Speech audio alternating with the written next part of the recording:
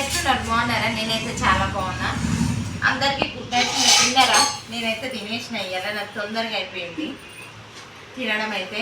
ఇక రేపటికైతే ఇక ఊకి మిరపకాయ బజ్జీలు అయితే వేసుకొని తినలేము కదా.